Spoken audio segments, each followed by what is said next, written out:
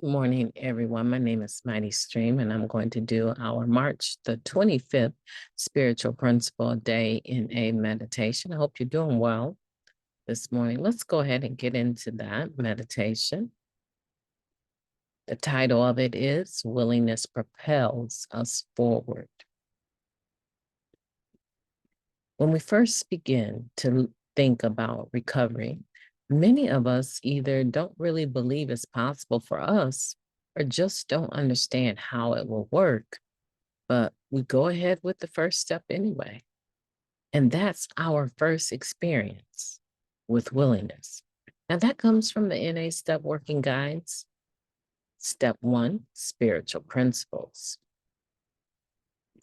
Early in our exposure to Narcotics Anonymous, many of us believe that mere abstinence will be enough. We tell a member who asks us if we've started working with a sponsor yet, "Oh, I'm fine as long as I'm not using. I don't want to do the steps and have a sponsor and all that."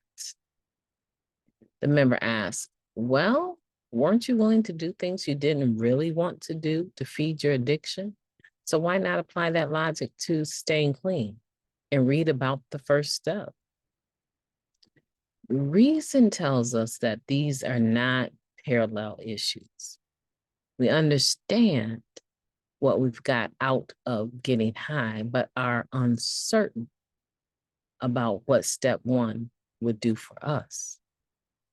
We don't say this, however, because we are sure this member will have an answer to that too. Okay, then, the member says, wheels turning, "How about this? Are you willing to become willing?" As it turns out, we are, because we keep coming back. Most of us do find that willingness to begin the next phase of our journey. For some, we quickly saw the evidence of recovery working in other members' lives. We actively wanted to move forward and were willing to do whatever it took.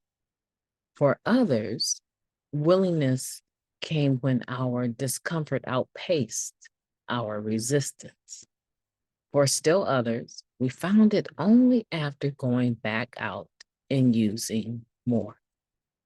Working on step 1 and staring straight into the mirror of our unmanageability can elicit intense emotions: shame, regret, remorse, anger, fear, and doubt.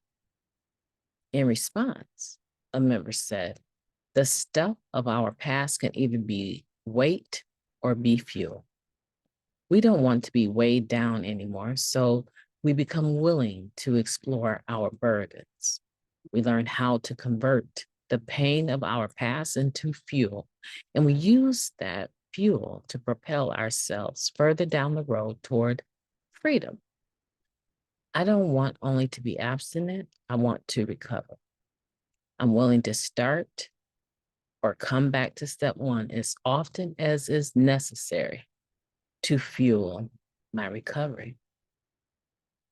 Let's take a moment of silence, followed by the reversion of the Serenity Prayer.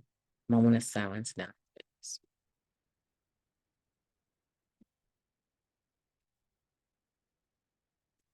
Thank you. God, grant us the serenity to accept the things that we cannot change, the courage to change things that we can, and the wisdom to know the difference. Just for today, please and thank you. How powerful is that? Talking about the willingness to become willing.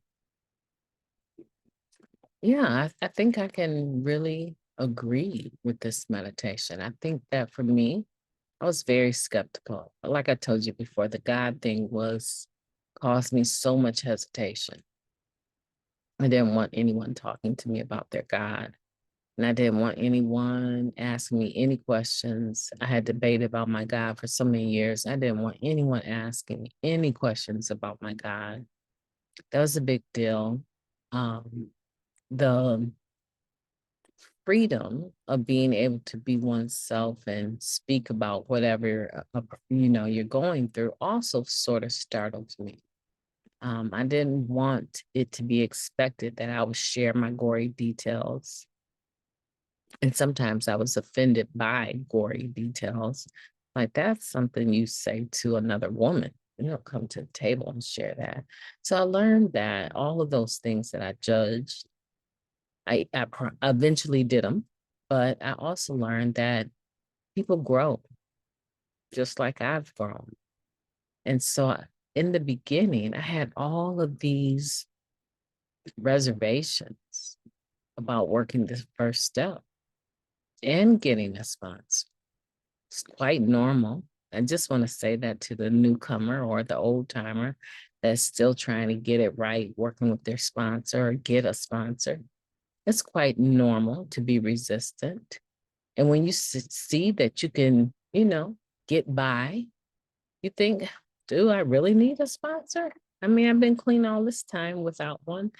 Yeah, you've been clean all this time without one, and you still probably have a barrel full of contradiction and issues that still need to be worked out.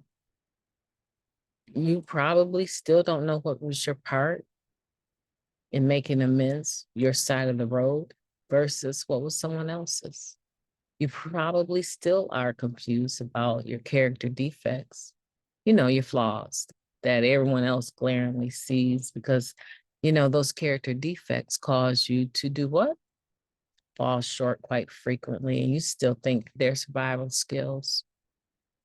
So I can think of a ton of reasons why having a sponsor is beneficial, but what can you think of?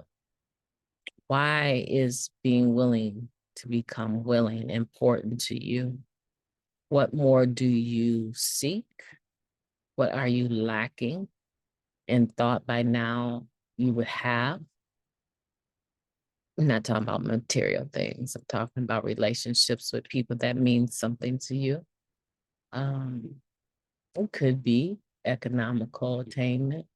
It could be that spiritual voids that we still experience years after being clean.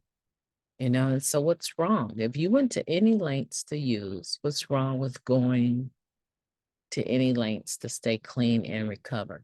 And I guess that's what I want to say. Like, you went to any lengths to we went, not just you, me too. We went to any lengths to destroy everything around us, including ourselves. What's so wrong with going to any lengths to recover, restore, rebuild everything around us, including ourselves? All we're talking about is reading and interpreting what we read into our lives, apply it to ourselves. I don't get what's so scary about that. I don't. So today, let's think about that. Do you just want to be abstinent, or do you want to recover? And if you're wanting to recover, to what lengths are you willing to go to start your recovery? And how many times do you have to go back to step one? Doesn't really matter. As long as you know that step one is there for you, go back to it as often as you need to, right? Why do I need to store water if I already have water running through my pipes? Oh, I'm planning for a rainy day. I get it. That um end of the world mentality. I get that. But the point being, if I have plenty of something, why would I fret about when I need it? You have plenty of opportunities in life. The first step will always be available. What's the problem with going back to it when you need it? There's no problem. It's humility to go back to it. It's virtuous to go back to it. My name is MightyStream. I got to get to work, guys. I apologize for being so late taping today. I was so exhausted. Can you believe I slept till 6:30? I can't. I enjoyed the rest, but I'm at my job. in my office, spending some time with you because it's important for me to do, right? I know everyone knows that, some of these tapings have 3 years of the same meditation available. If you search them up, you don't have to wait on me to talk about how this applies to me today. So I know some of you won't get back here until tomorrow because you enjoy listening to them early in the day. But for those of you who are listening today, I want for you to have a beautiful day. I know you can do it and you deserve it. So turn the butt kicking machine off. You deserve it. Okay. I believe in you. I'll talk to you tomorrow. Okay.